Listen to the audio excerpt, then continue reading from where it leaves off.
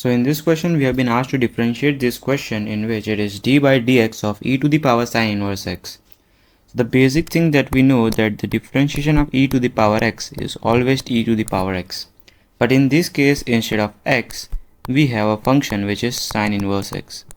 So this is the case of function in function question. So in this, we'll have to apply chain rule.